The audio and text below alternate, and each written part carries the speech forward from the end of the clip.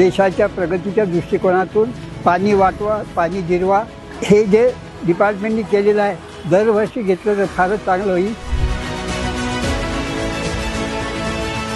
महाराष्ट्रातील म्हणा किंवा भारतातील सर्व लोकांना वॉटर कन्झर्वेशनबद्दल माहिती होईल.